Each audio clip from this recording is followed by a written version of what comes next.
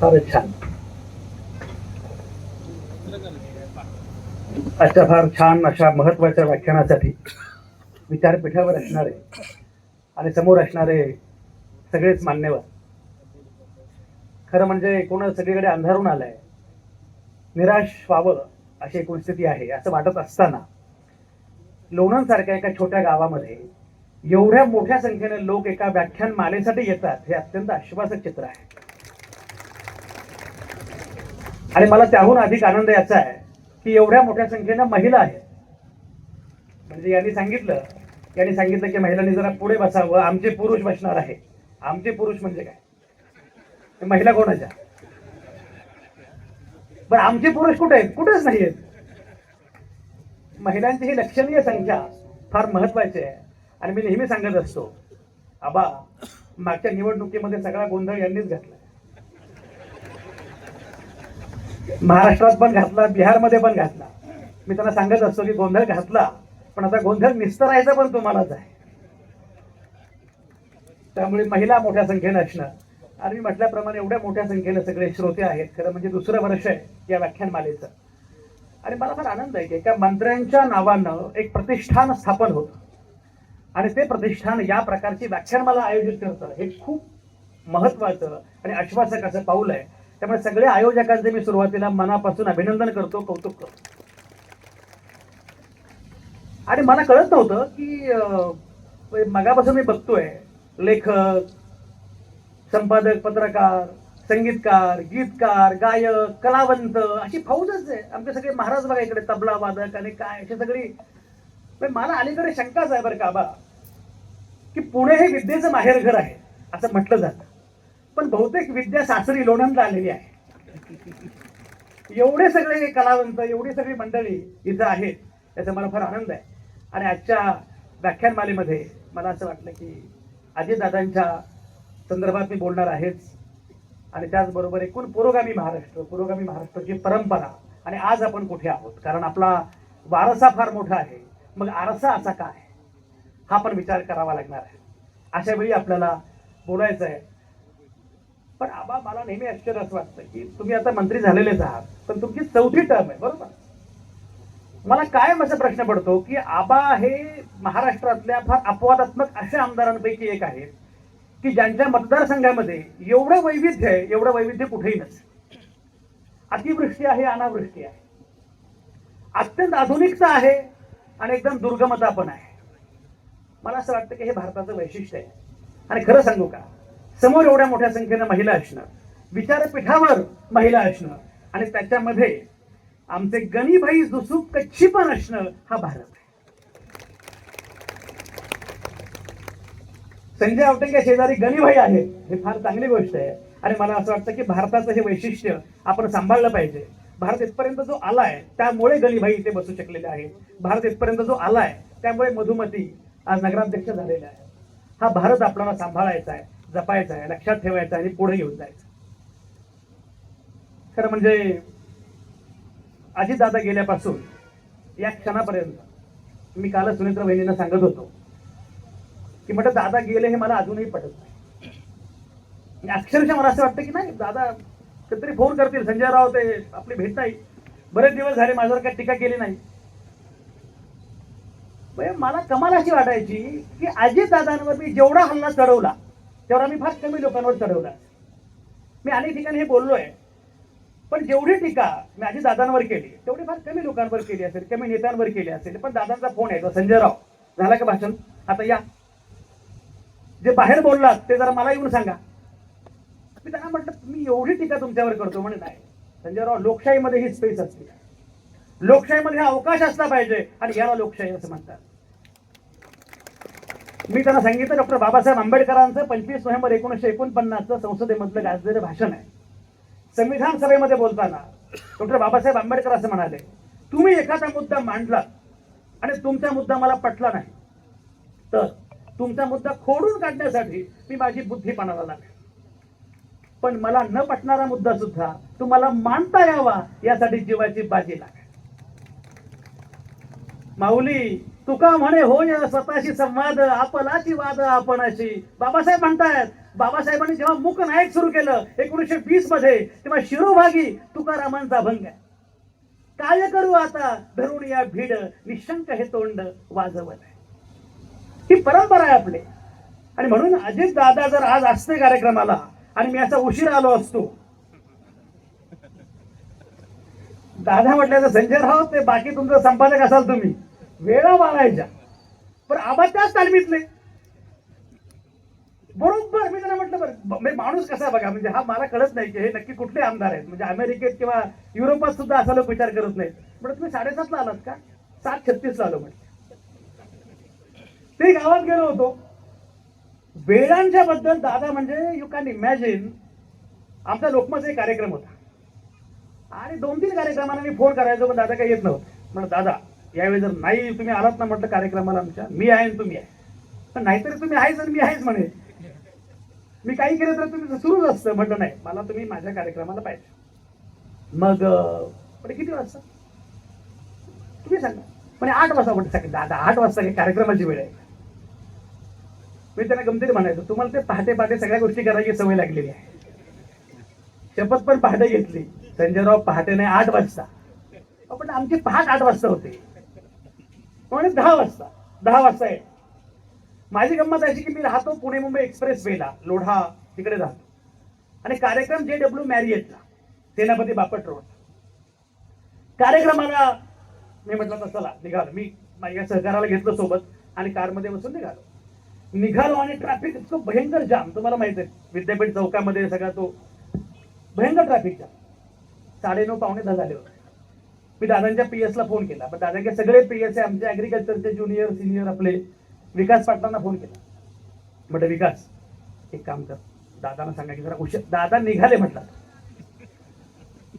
मला काही कळे ना. शेवटी मी अक्षरशः माझ्या त्या मॅरिएट मध्ये उभे असणाऱ्या सहकाराला फोन केला. म्हटलं बाईकवर ये. तो बाईकवर आला. मी मधला रस्ता पूर्ण धावत पलीकडे गेलो, बाईकवर बसलो आणि JW मॅरिएटला पोहोचलो. मी 9:50 ला, 9:55 दादा.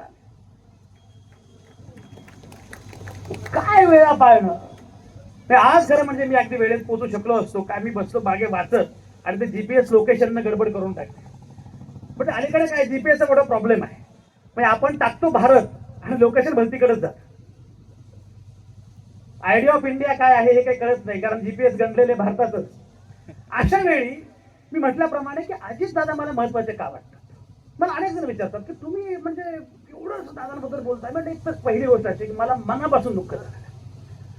आणि अजित दादांच्या कार्यकर्त्यांना सुद्धा हे माहिती नाही की अजित दादा जाणं हे महाराष्ट्राचं किती मोठं नुकसान आहे. ते आज कळणार नाही बरं का. ते आज कळणार नाही, काही वर्षांनी. मी परवा एका भाषणामध्ये म्हटलं होतं की बाप गेल्यानंतर पोरांना काहीच कळत नाही.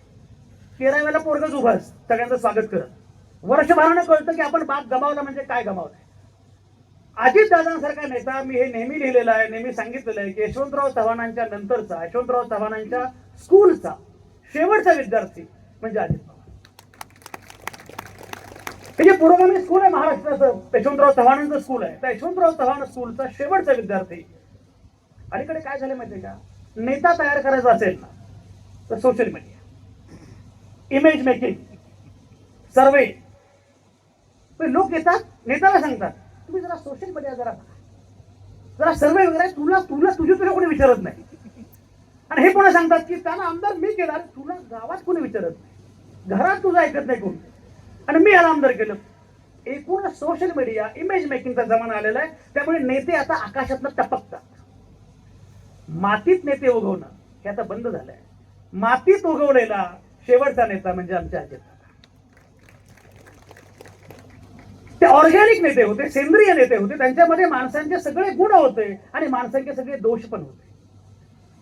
पण ते माणसांचे नेते होते हे सगळ्यात महत्वाचं. आणि म्हणून सगळे नेते आता सगळ्या तरुणांना पण मी सांगतो, सागर शेळके एक लक्षात घ्या, मुळामध्ये या प्रकारचा नेता महाराष्ट्रामध्ये जन्मला. त्याने ज्या प्रकारे काम केलं, ज्या प्रकारे भूमिका घेतली. दादाने मला सांगितलं होतं, दादा म्हणे आवडे साहेब तुम्ही मला काही बोला, मी तिकडे गेलो, तुम्हाला त्रास झाला मला माहिती आहे, पण तुम्हाला मी एक सांग, मी कुठेही असेल फुले शाहू आंबेडकरी विचारांची नाळ कधीच सुटू देणार नाही.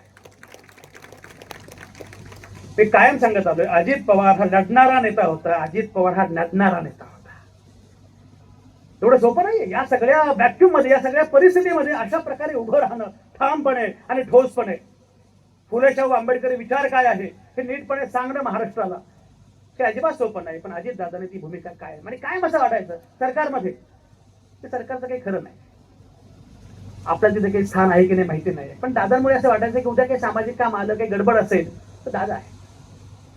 पुरोगामी कार्यकर्त्यांना सुद्धा, सर्वसामान्य माणसांना सुद्धा अजित दादा ही एकमेव आणि शेवटची आशा होती.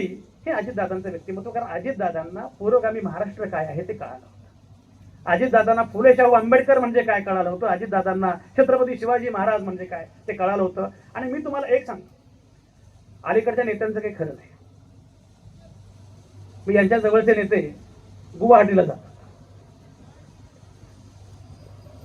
आणि तिकडे जाऊन काय करतात, कुठे कामाख्या सापडली यांना मला माहित नाही.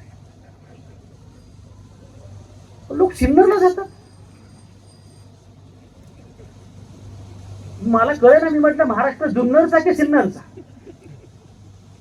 तिथे शिवराय जन्माले, त्या जुन्नरची वाट सोडून लोक सिन्नरची वाट. मी तुम्हाला सांगतो, अजित पवार महत्वाचे मला यासाठी वाटतात, हातामध्ये एक गंडा नाही, दोरा नाही, कधीच गंडा दोरा नाही. आपल्या हिमतीवर जे करायचं करायचं. दादा म्हणे मला ते अंधश्रद्धा ना मुक्त काही संबंध नाही.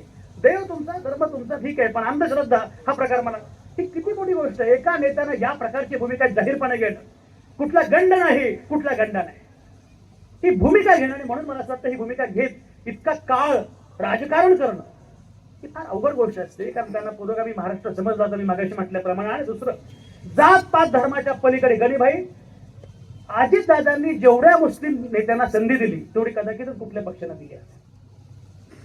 मुंबई असो कुठे असो, ते मला जातीपातीची गणित मला कळत. पण आपल्याकडे प्रॉब्लेम असा आहे की लोकांना जातीशिवाय, संजय आवटे आवटे कोण, तुला काय करायचं, कोणी का असे ना, आवटे कळल्याशिवाय लोकांना बोलताच येत नाही. अनिल राजे निंबाळकर बोलताच येत नाही, करायचं काय, कुठे गेले अनिल राजे? अनिल ते बिचारे वाट बघून बघून कंटाळ येते म्हणे. पण त्यामुळे ते म्हटलं एक चांगलं झालं, तासभर आबा माझ्याकडे बसले, छान गप्पा झाली. जातीपातीशिवाय लोकांना. आणि माझा प्रॉब्लेम काय होतो, म्हणजे माझा प्रॉब्लेम नाही, लोकांचा प्रॉब्लेम होतो की माझं नाव आहे संजय श्रीधर आवटे. जो जे वांछिलत होतेला काय कांचन दादा, समजा पाटील असतं तर किंवा अंदाज बांधता येतो, देशपांडे असतं तर काही अंदाज बांधता येतो, कांबळे असतं तर काही अंदाज बांधता येतो. संजय श्रीधर आवटे, जो जे वांछिलत होतेला. मध्यंतरी मला महात्मा फुले समता पुरस्कार जाहीर झाला. छगन भुजबळ समता परिषदेचे अध्यक्ष त्यांनी मला फोन केला, म्हणजे आवटे साहेब, आम्ही दरवर्षी एक पुरस्कार देतो, महात्मा फुले समता पुरस्कार, तो तुम्हाला द्यावा अशी कल्पना आहे. आपण तर मोठा पुरस्कार आहे, तुम्ही शरद पवारांना वगैरे तो पुरस्कार दिला आहे, तर मला कशाला देता? नाही नाही, तुम्ही स्वीकारावा अशी माझी इच्छा. म्हटलं माझी एक अट आहे, सांगा. म्हटलं मी स्टेजवर येऊन जे बोलायचं ते बोलणार, पुन्हा याला पुरस्कार देऊन चूक केली असं वाटतं का?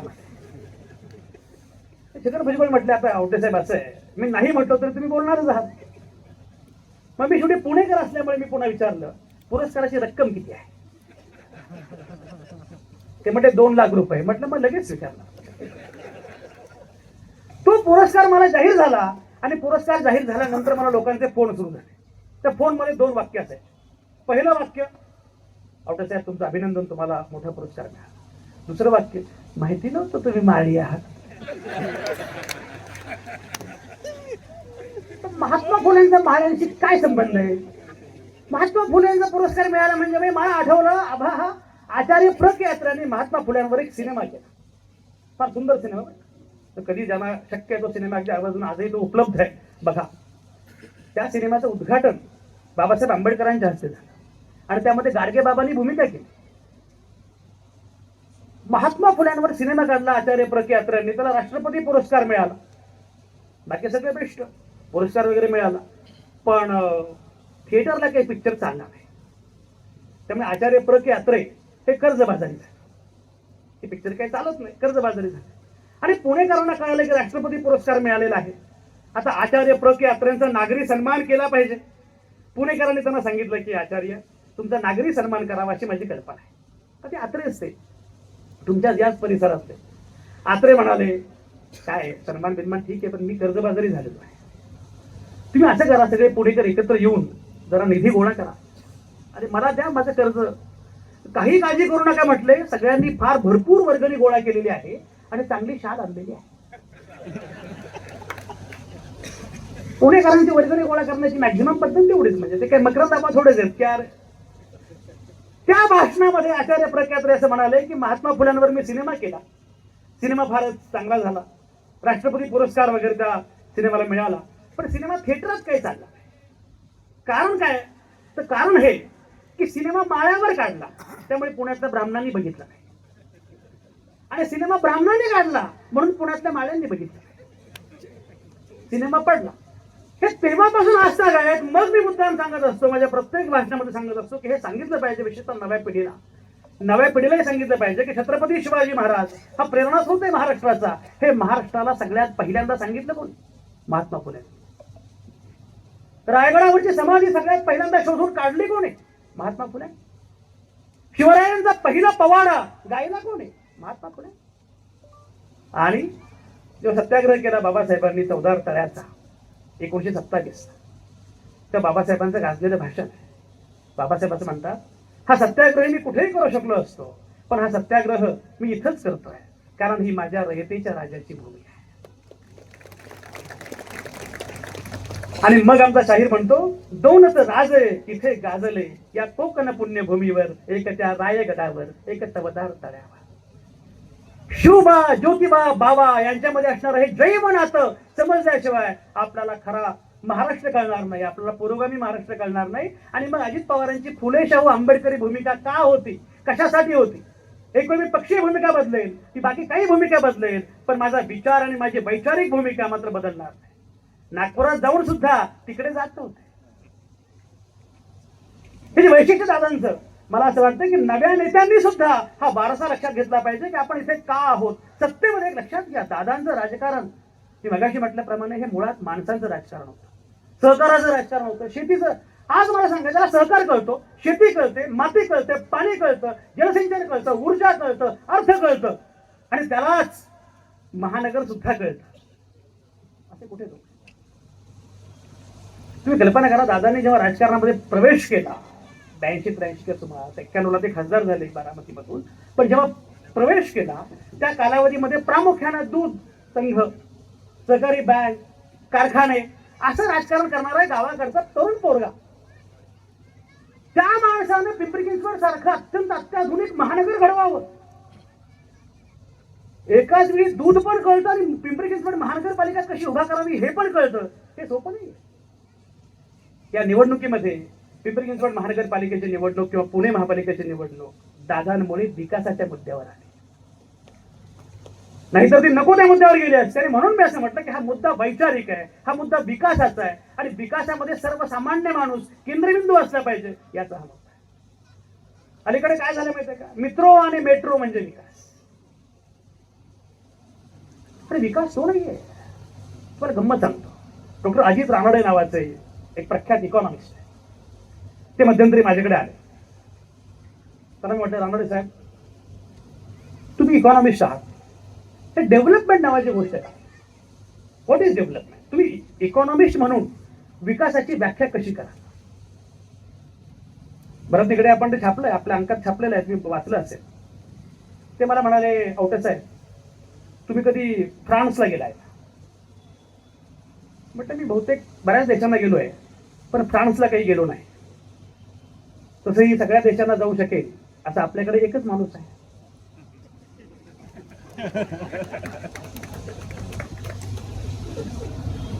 तर मी काही गेलो नाही. ते म्हणजे आपण कधी फ्रान्सला गेलो की आपण जातो पॅरिस.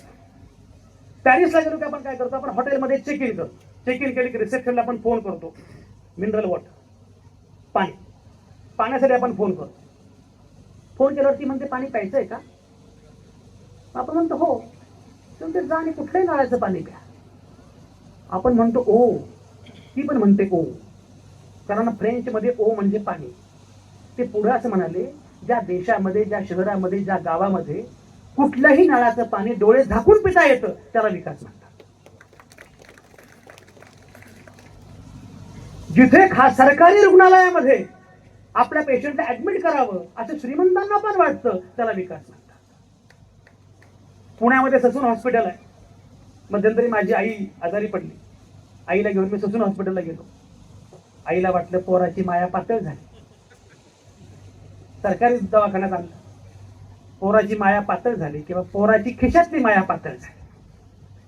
मी आईला म्हटलं, आई ससून हॉस्पिटल आहे, पलीकडे बीजे मेडिकल कॉलेज आहे. ससून हॉस्पिटल आणि बीजे मेडिकल कॉलेजमध्ये मिळून जेवढे तज्ञ डॉक्टर आहेत तेवढे भारतातल्या एकाही खाजगी रुग्णालयात नाही. तिसरा मुद्दा त्यांनी फार छान सांगितलं. म्हटलंय जिथे आपल्या मुलाला सरकारी शाळेमध्ये प्रवेश द्यावा असं श्रीमंतांना पण वाटतं, त्याला विकास. अरे मध्यंतरी मी केजी स्कूलच्या उद्घाटनाला गेलो. नॉर्मली मी कधी जात नाही, पण एक ओळखीच्या होती गेलो. मी विचारलं केजीची फी किती? 1.5 लाख रुपये. अरे आम्ही लहानपणी म्हणजे आम्हाला बालवाडीच्या बाई घेऊन जायचे पकडून, तरी जात नव्हतो. 1.5 लाख रुपये. 1.5 लाख रुपयात माझ्या अख्ख्या खानदानाचं शिक्षण झालं. आणि माझंही शिक्षण झालं 1.5 लाखापेक्षा कमी पैशांमध्ये. आणि भरपूर शिकलोय मी. बीएससी ऍग्रिकल्चर केलंय, बीसीचे केलंय, MMCचे केलंय, MA पॉलिटिकल सायन्स केलंय, डिप्लोमा इन ड्रामॅटिक्स केलंय, MA पॉलिटिकल सायन्स केलंय, MPhil केलंय. आता PhD माझ्या अंतिम टप्प्यात आहे. आणि सगळ्या डिग्र्या खऱ्या आहेत.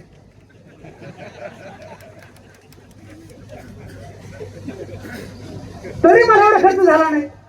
आणि काय ज्या प्रकारे, आणि हे लक्षात घ्या, अजितदादांचं काय म्हणणं असतं की सर्वसामान्य माणूस हा केंद्रबिंदू असला पाहिजे. विकास कोणासाठी?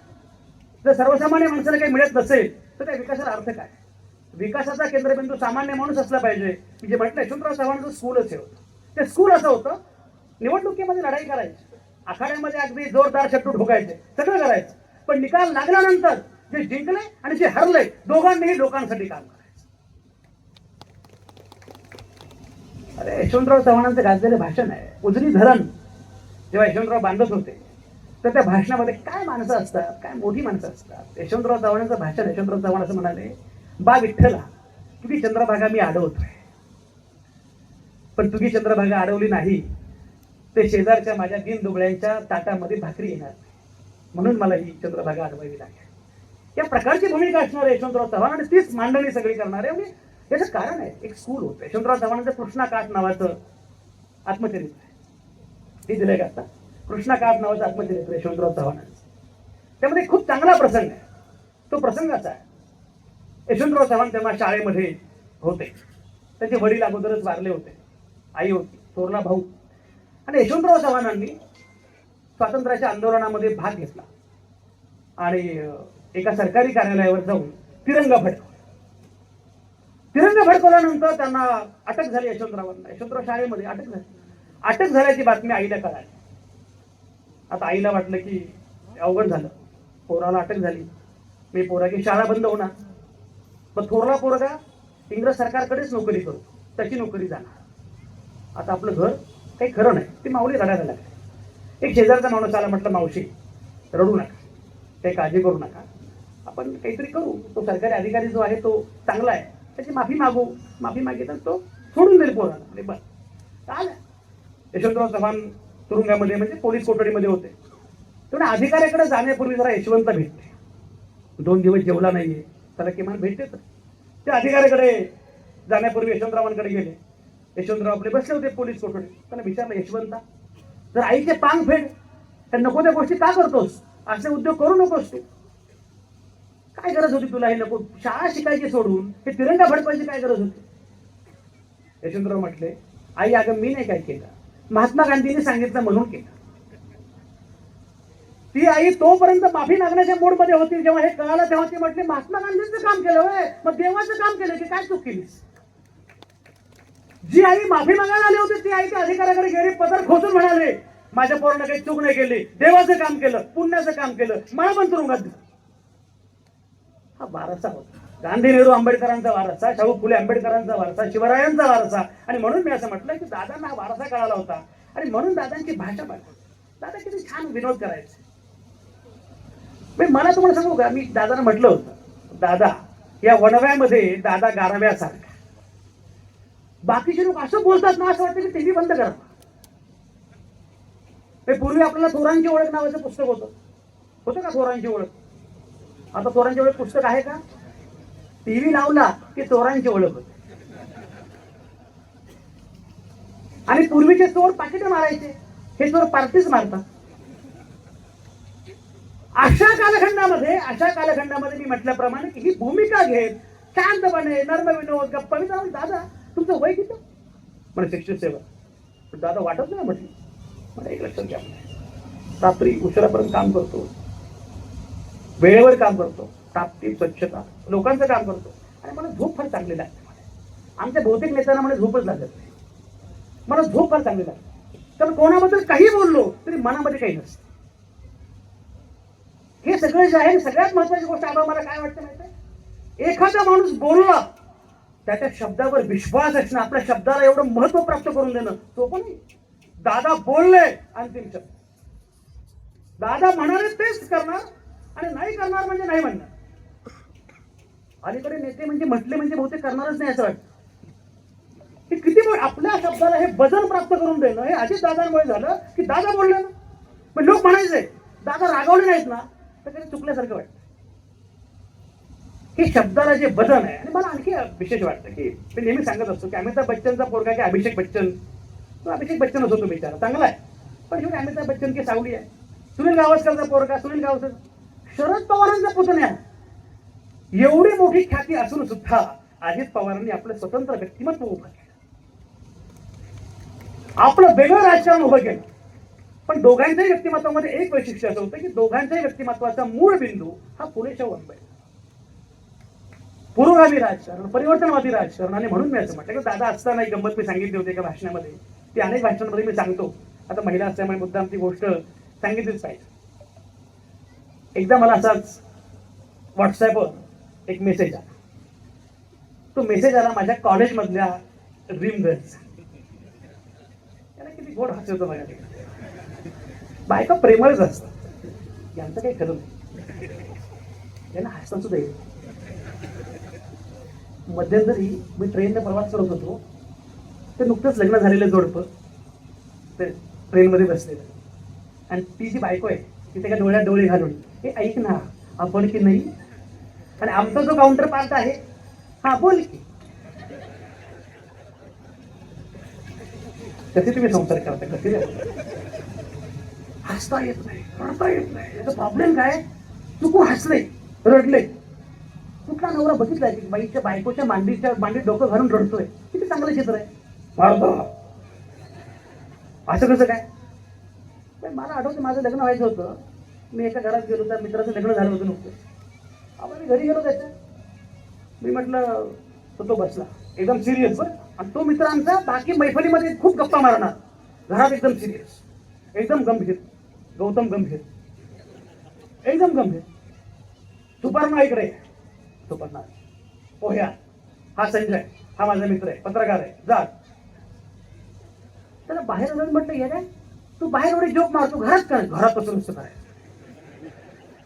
घरात बसून केलं की बायको आपली पोती ओळखते. बायकोला वाटतं हा मूर्ख आहे, म्हणजे तिला नाही वाटत, तुला वाटतं हा प्रॉब्लेम आहे. तर एनिवे, तर आमची कॉलेजमधली ड्रीम गर्ल. पण आमच्या काळ फार कठीण होता, त्या नवीन मुलींना कळणार नाही. एखादी मुलगी आवडली तर काही व्हॉट्सअप काही पत्र लिहावं लागायचं. बरं मी केलं BSc ॲग्रिकल्चर. मी कॉलेजमध्ये गेलो आणि माझ्या लक्षात आलं की आपण फार गंभीर चूक केली. अख्ख्या 180 जणांच्या बॅच मध्ये एकच मुल. बघ ॲग्रिकॉसनचा बसला रामदास महानवर, म्हणजे मी खोटं बोलत नाही ना. पण एक आहे, कॉलेजमध्ये खरं गेल्याचा फायदा असतो की क्लासमेट असतात. नाही तर लोक एवढ्या मोठ्या पदावर जातात पण त्यांना क्लासमेटच नसतात. एकच मुलगी आणि ती पण एंगेज रामदास. पण एक लक्षात घ्या, माणूस चिवट असतो. कोल्हापूरची गोष्ट आहे, म्हणजे शेजारचं राजाराम कॉलेज पण आपलंच आहे. यांच्याकडे लक्ष नाही जरा, हे जास्त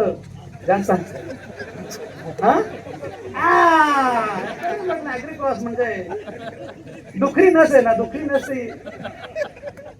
म्हणजे शेजारचं राजाराम कॉलेज आपलंच आहे.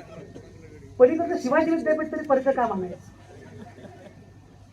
बरं शिवाजी विद्यापीठात मध्येच जायचो, प्राध्यापकांनी हटकलं, इकडे फिरकायचं नाही.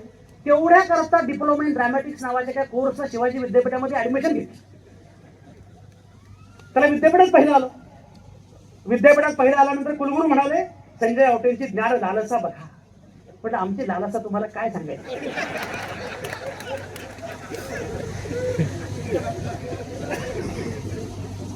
तिथे भेटली ही मुलगी, आमची ड्रीम गर्ल. पण तेव्हा मी म्हटलं तुम्हाला की पत्र नाही लिहावी लागेल. रामदास मी एवढी पत्र लिहिली आणि 12-12 पानांची पत्र. पण माझं अक्षर बरं होतं तर बाकीचे लोक सांगायचे आमचं पण पत्र तूच लिहून. म्हटलं मी कसं काय लिहून देऊ. तर तेव्हा मंगेश पाडगावकर होते. प्रेम म्हणजे प्रेम असतं, तुमचं आणि आमचं सेम असतं. एवढी पत्र लिहिली त्यामुळे बहुतेक पत्रकार झाले. पत्र लिहिली पण ते तेव्हा प्रॉब्लेम काय होता, फक्त पत्र लिहून चालायचं नाही, कबूतर शोधावं लागायचं. कबूतर जा जा जा.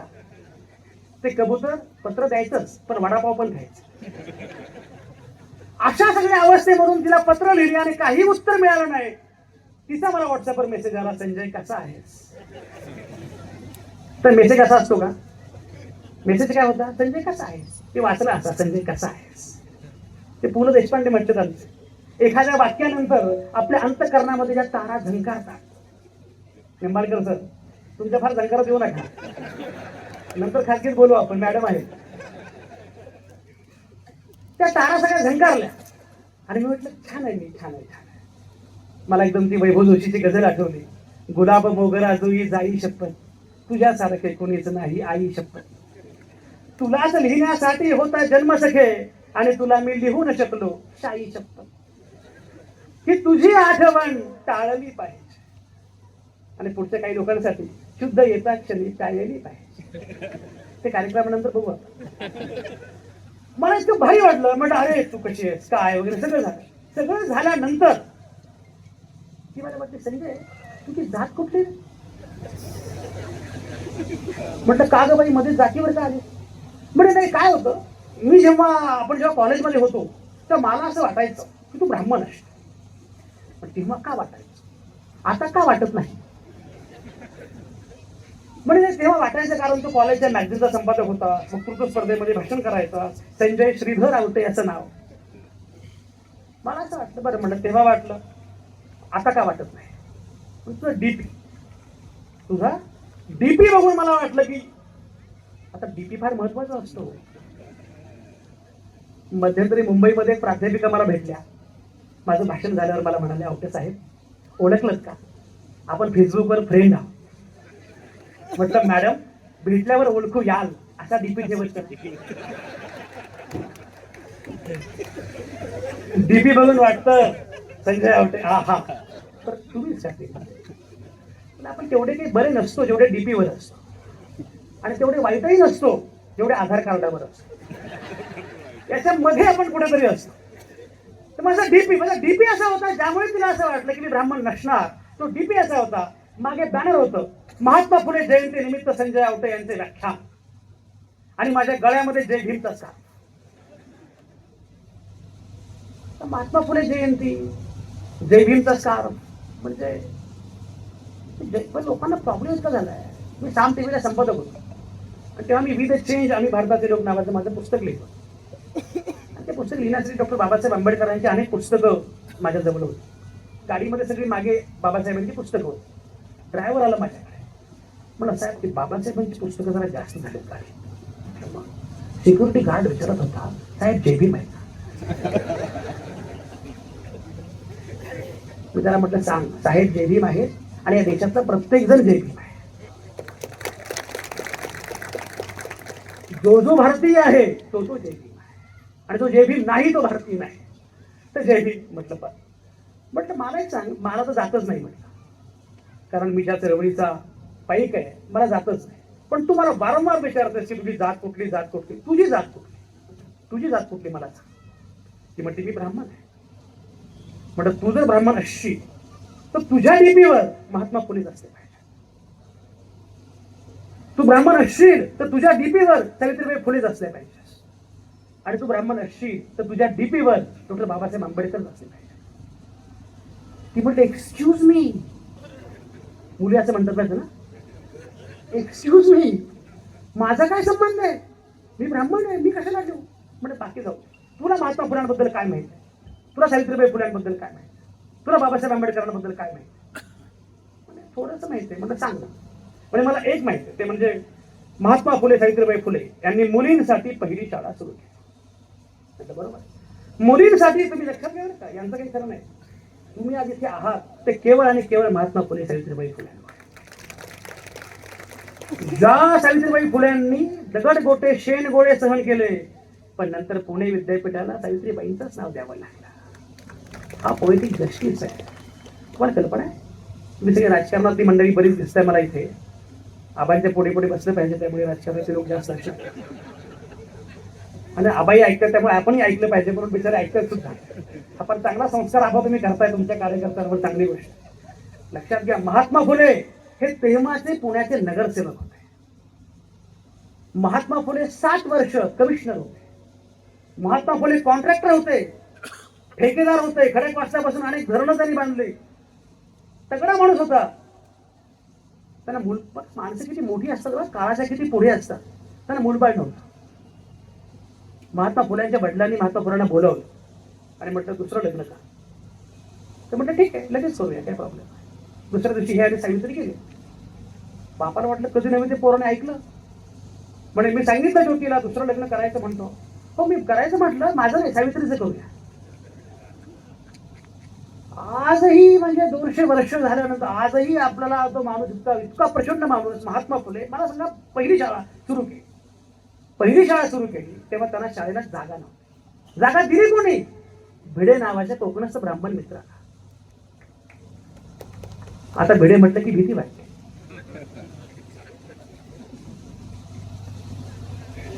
भरत निगडे, मला भरत निगडेला झोपकेदार मिशा फुटल्यात असं वाटायला. दुसरी गोष्ट अशी, जेव्हा सुरू केली शाळा तेव्हा मुलींची शाळा आहे. शिकवायला शिक्षिका पाहिजे, महिला पाहिजे. शिकवणार कोण? सावित्रीबाई फुल्यांना महात्मा फुले म्हटले तू शिकव, पण त्या स्वतः शिकलेल्या नव्हत्या. ज्योतिराव म्हटले मी तुला शिकवतो, पण माझं कार्यबाहुल्य खूप आहे. तेव्हा त्यांना शिकवायला गोवंडे, वाळवेकर, परांजपे हे ब्राह्मण मित्र पुढे आले. आणि एवढंच नाही, जेव्हा मुलींची पहिली शाळा सुरू झाली तेव्हा पहिल्या बॅच मध्ये जवळजवळ सगळ्या मुली त्या ब्राह्मण होत्या. तर बहुजन पुरुष शिकत नव्हते, तर स्त्रिया कधी शिकायच्या. कल्पना करा, आज बायका खासदार होतात आणि नंतर ज्या काही मुक्ताफळ उधळतात. तुम्ही कशामुळे इथपर्यंत आलेले आहात? मी म्हटलं बरं, तुला हे माहिती आहे, तुला आणखी काय माहिती आहे? म्हणजे मला हे माहिती आहे की त्यांनी केशवपनाच्या विरोधामध्ये न्हाव्यांचा संप केला. तर बरोबर, तुम्हाला हे माहिती आहे का? तेव्हा नवरा गेल्यानंतर बायकोचं केशवपन करायचं. महात्मा फुल्यांनी काय केलं?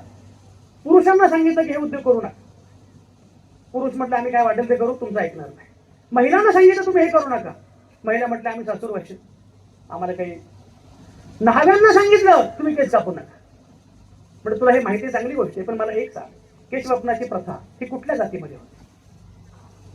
तुम्ही काकस्पर्श बघितला असेल. प्रामुख्यानं ब्राह्मण महिलांचं केशवपन होऊ नये म्हणून महात्मा फुल्यांनी ओबीसी न्हाव्यांचा रोजगार बुडवला. पण आणखी तुला काय माहितीये? तुम्ही कधी फुलेवाडा बघितलाय का? पुण्यात गेल्यावर फुलेवाडा बघा, आणि फुलेवाडा बघितल्याशिवाय मरू नका. ज्या महात्मा फुल्यांना बाबासाहेबांनी गुरुस्थानी मानलं, तर आजही प्रसूतीगृह आहे. त्या काळात काय व्हायचं?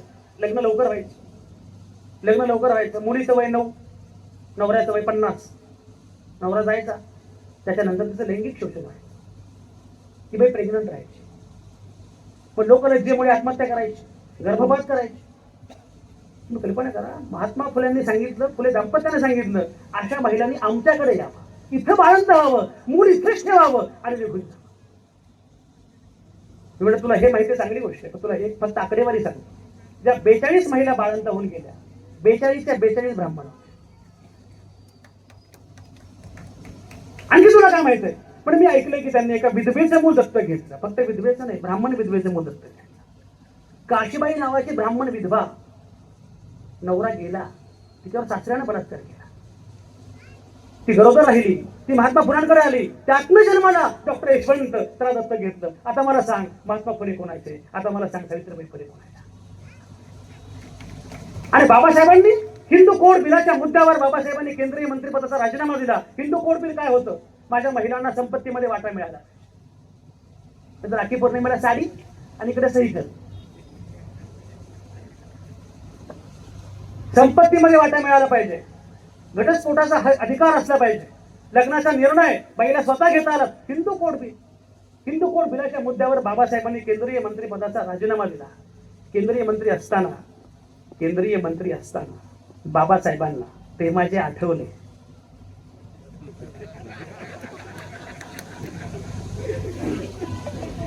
तर हे मात्र विसरले. पडतोय प्रकाश. हिंदू कोड बिलाच्या मुद्द्यावर त्यांनी केंद्रीय मंत्रिपदाचा राजीनामा दिला आणि ते हिंदू कोड बिल पुढे नेहरूंनी मंजूर करून घेतला. आता मला सांग, बाबासाहेब कोण? ती मला म्हटली बाय. पण 15 दिवसानंतर तिने मला परत हाय म्हटलं. त्याच्या जीवात जीव आला. ती बघितलं, तिच्या डीपीवर महात्मा फुले, सावित्रीबाई फुले, छत्रपती शिवाजी महाराज, डॉक्टर बाबासाहेब आंबेडकर यांचं कोलाज. मी म्हटलं याचा अर्थ एकच आहे, आपण बोलत राहिला पाहिजे, कम्युनिकेट केलं पाहिजे, संवाद केलं पाहिजे. माणसं बदलतात त्यावर आपला विश्वास असला पाहिजे. आणि दुसरा मुद्दा, कॉलेजमध्ये न पटलेली मुलगी नंतर सुद्धा पटू शकते. आपण हे संवाद करणं खूप महत्वाचं आहे. कारण फुले शाहू आंबेडकरी चळवळीच्या सगळ्या कार्यकर्त्यांनी हे लक्षात घेतलं पाहिजे. एक कल्पना करा, आपण खूप पुढे आहोत, आपण जगाच्या खूप पुढे आहोत. एक होतं प्रसंग सांगतो. बराक ओबामा जेव्हा अमेरिकेचे अध्यक्ष होते, तर डॉक्टर मनमोहन सिंग हे आपल्याकडे पंतप्रधान होते. बराक ओबामा भारतामध्ये आले, दिल्लीत आले, मनमोहन सिंगांना भेटले. मनमोहन सिंग आणि ओबामा दोघेही खूप जवळचे मित्र, दोघे स्कॉलर, दोघांकडे भरपूर डिग्र्या, सगळ्या खऱ्याखुऱ्या. दोघं भेटल्यानंतर ओबामांनी मनमोहन सिंगांना एक पुस्तक प्रेझेंट केलं. आता मगाशी या कोणी दायगुडे कोणी दिलं पुस्तक प्रेझेंट? दायगुडे साहेब ना, दायगुडे साहेब बघा, खूप मोठी पुस्तकं देणारे माणसं लक्षात राहतात. ओबामांनी मनमोहन सिंगांना पुस्तक प्रेझेंट दिलं, कारण तेव्हाचे पंतप्रधान आपली पुस्तकं वाचायचे. सहज बोलतो बरं का, लोक आबा का हसतात मला माहिती. आबा कोणा म्हणते माझी गोष्टी करू नका, माझं बरं चाललंय, आता मंत्रीपद वगैरे आहे. मी निरागस माणूस असेल तर इनोसेंट, लोक हसतात, त्याला काही करू शकत नाही. त्या पुस्तकावर देताना त्यांनी गिफ्ट करण्यासाठी एक वाक्य लिहिलं. जसं यांनी लिहिलं की माननीय आबा सप्रेम मेट काहीतरी लिहिलं असेल ना, तसं वाक्य लिहिलं. ते वाक्य असं होतं, from the oldest democracy to the largest democracy. जगातल्या सगळ्यात प्राचीन लोकशाहीकडून जगातल्या सगळ्यात महाकाय मोठ्या लोकशाहीला सप्रेम भेट. तर तिथे मध्ये कॉम्रेड सीताराम येचुरी होते. येचुरी पण वारले. येचुरी कम्युनिस्टांचं एक वैशिष्ट्य, एक वेळ काही करणार नाही पण लक्ष सगळीकडे असतं. येचुरीने बघितलं. येचुरी म्हटले, mister Obama, you are neither oldest nor largest. तुमची लोकशाही प्राचीन नाही आणि तुमची लोकशाही महाकाय पण नाही. ओबामा म्हटले, महाकाय नाही हे मला मान्यच आहे, कारण तुमची लोकसंख्या प्रचंड आहे. पण हे तर मान्य करा की 1776 मध्ये माझ्या देशात लोकशाही आली अमेरिकेमध्ये, आणि तुमच्या देशामध्ये 1950 ला आली. येचुरी म्हणाले, ते खरं आहे, पण एक लक्षात घ्या, तुमच्या देशामध्ये 1965 पर्यंत कृष्णवर्णीयांना मताचा अधिकार नव्हता. अरे 1901 मध्ये अमेरिकेचे तेव्हाचे अध्यक्ष रूझवेल्ट यांनी बुकर टी वॉशिंग्टन नावाच्या काळ्या कृष्णवर्णीय विचारवंताला जेवायला बोलावलं व्हाईट हाऊसमध्ये काळ्याला जेवायला बोलावलं म्हणून गोऱ्यांनी व्हाईट हाऊस धुवून काढलं. हे घडत होतं अमेरिकेमध्ये 1901 मध्ये. तेव्हा माझा शाहू राजा इथे आरक्षणाची घोषणा करत होता. सगळ्यांना मताचा अधिकार देणं सोपं नव्हतं. मताच्या अधिकाराची कल्पना जेव्हा पुढे मांडली गेली तर लोक असं म्हणाले की शिक्षणाची अट ठेवा. बाबासाहेब म्हटले, शिकलेले कोण आहेत मला माहित आहे, संपत्तीची अट ठेवा, श्रीमंत कोण आहे मला माहित आहे. बाबासाहेब म्हटले, माझी माणसं सामान्य असतील, साधी असतील, निरक्षर असतील, पण त्यांच्याकडे सामूहिक शहाणपण आहे. तर प्रत्येकाला मताचा अधिकार पहिल्या दिवशी एका दिवशी मिळाला.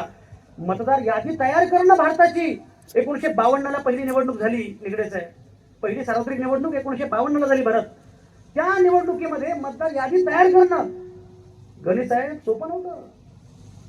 मतदार यादीमध्ये घोळ घालणं सोपं आहे, यादी तयार करणं अवघड असतं. मतदार यादी तयार कशी करायची हा प्रश्न होता. तेव्हा काय करायचे, हे दुर्गम भाग सगळे, त्या दुर्गम भागाच्या बाईकडे जायचे, कडी वाजवायची, ती दरवाजा उघडायची, घरात कोण आहे, ती म्हणते कोणीच नाही, पण तू कोण आहे. आपलं अस्तित्वच महिला विसरल्या होत्या. तुझं नाव सांग. मग ती म्हणायची माझं नाव सुलोचना. सुलोचना. नवऱ्याचं नाव सांग. मी नसते घेत. हे मी सांगत नाही, हाऊ इंडिया बिकम डेमोक्रेटिक नावाचं पुस्तक आहे. हा सगळा इतिहास इतका भयंकर अवघड आहे, पण तरी सुद्धा हा सगळा इथपर्यंत हा देश आला. ही आयडिया ऑफ इंडिया काय आहे, भारताची कल्पना काय आहे. आणि म्हणून मी म्हटलं की पुरोगामी महाराष्ट्र म्हणतो आपण, हा भारत म्हणतो, त्या भारताची ही कल्पना लक्षात आली पाहिजे. उद्धव ठाकरे मुख्यमंत्री होते महाराष्ट्राचे. एका सभेमध्ये मी आणि उद्धव ठाकरे एकत्र होतो. पहिलं भाषण माझं होतं. मी उद्धव साहेबांना उद्देशून म्हटलं, उद्धव साहेब तुम्ही मुख्यमंत्री आहात महाराष्ट्राचे आणि बाळासाहेब ठाकरेंना तुम्ही हिंदू हृदय सम्राट म्हणता, पण एक लक्षात घ्या, हिंदू हृदय सम्राटावर जेव्हा सिनेमा काढायची वेळ आली तेव्हा तुम्हाला नवाजुद्दीन सिद्दीकी शोधावा लागला. हा भारत आहे. डिस्कव्हरी ऑफ इंडियावर पुस्तक निघालं, भारत एक खोज. त्यात श्याम बेनेगलांनी भूमिका केली. श्याम बेनेगलांनी दिग्दर्शन केलं. तर छत्रपती शिवरायांची भूमिका करण्यासाठी नसरुद्दीन शहाला शोधावं लागलं. हा भारत आहे. तुम्ही भाग मिल्खा भाग बघितला असेल. माझी कविता आहे, त्या कवितेमध्ये मी असं म्हटलं आहे, धर्माने पेटवलेल्या बनव्यातून मिल्खा सिंग धावत असतो. धर्माने पेटवलेल्या बनव्यातून मिल्खा सिंग धावत असतो. धावणाऱ्या मिल्खाच्या रूपात फरहान अख्तर दिसतो. टाळ्या पिटणाऱ्या कोणालाच दोघांचाही धर्म ठाऊक नसतो. अरे तुम्ही कितीही नाकारली तरी हीच माझ्या देशाची गाथा आहे. भला भल्याचा उतरवला तोरा, तुमची काय कथा आहे. आम्ही भारताचे लोक, हीच आमची ख्याती आहे. ही ख्याती बुलंद करण्याचं काम एक लक्षात घ्या. मी मुद्दा हे जोडलं कारण यांनी पण मला विषय खूप छान दिला. पुरोगामी महाराष्ट्र तो कळल्याशिवाय तुम्हाला अजित पवार कळणार नाही. अजित पवार कळल्याशिवाय पुरोगामी महाराष्ट्र करणार नाही. ही जी परंपरा आहे, हा जो वारसा आहे, हा वारसा तुम्हाला पुढे घेऊन जायचा असेल तर एक गोष्ट सगळ्यात महत्वाची ती म्हणजे सर्वसामान्य माणूस हा केंद्रबिंदू या देशाचा हे पहिल्यांदा स्वीकारलं पाहिजे. मगाशी म्हटल्याप्रमाणे नेते लोकांमधून उगवले पाहिजेत, ते आकाशातून टपकता कामा नये. आणि नेते लोकांमधून उगवावे असतील तर तुम्हाला त्यासाठी एक गोष्ट लक्षात ठेवा. मी नेहमी सांगतो की जिथे ज्या देशामध्ये संघर्ष न करता तुम्हाला मताचा अधिकार मिळाला असा हा एकमेव देश, आणि ज्या देशामध्ये मतं विकली जातात तोही हा एकमेव देश. तुम्हाला भूमिका घ्यावी लागेल की जर आम्ही भारताचे लोक सर्वसामान्य माणूस केंद्रबिंदू असेल तर मला पुरोगामी महाराष्ट्राची ही परंपरा पुढे घेऊन जावं लागणार आहे. आणि म्हणून मी असं म्हटलं की मला नेहमी असं वाटतं की अजितदादा गेल्यानंतर मी ते म्हटलं, हे दुःख तुम्हाला झालंय, तुम्हाला कल्पना नाहीये. हे दुःख कोकणातल्या माणसाला झालंय. हे दुःख मराठवाड्यातल्या माणसाला झालेलं आहे. अरे कोकणामध्ये एकेकाळी कोण नेते होते? मधुदंड होते, नाग गोरे, असे बुलंद उंचीचे नेते कोकणात होते. आता त्या कोकणात छोटे छोटे नेते दिसतात.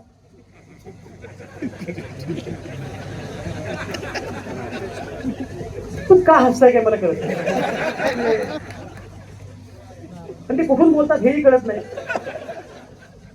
हे का घडलंय लक्षात घ्या. हे घडण्याचं मुख्य कारण असं आहे, सर्वसामान्य माणसांनी आपला अंकुश गमावलेला आहे. तो अंकुश तुम्हाला परत आणावा लागेल. मी म्हटल्याप्रमाणे सर्वसामान्य माणसांमधून उगवलेला नेता तो तुम्हाला जन्माला यावा अशी इच्छा असेल की ज्याला दोन्ही गोष्टी कळतात. जो मगाशी उल्लेख केला की त्याला गाव पण कळालं पाहिजे, शहरीकरण पण कळालं पाहिजे, त्याला सहकार पण कळालं पाहिजे, त्याला अर्थकारण पण कळालं पाहिजे. हे सगळं कळण्याची क्षमता असणारा, भूमिका असणारा असा नेता तुम्हाला जर हवा असेल तर एक लक्षात घ्या, ज्या लायकीचे लोक त्याच लायकीचे नेते. सत्ताधीश असो की विरोधक असो, नेत्यांची उंची वाढवावी अशी इच्छा असेल तर तुम्हाला तुमची पण लायकी वाढवावी लागेल. त्या कालावधीमध्ये यशवंतराव चव्हाणांसारखे नेते निर्माण होऊ शकले, विलासरावांसारखे नेते निर्माण होऊ शकले, वसंतदादा पाटलांसारखे नेते तयार होऊ शकले, वसंतराव नाईकांसारखे नेते महाराष्ट्रामध्ये आले. हे सगळं घडण्याचं मुख्य कारण काय?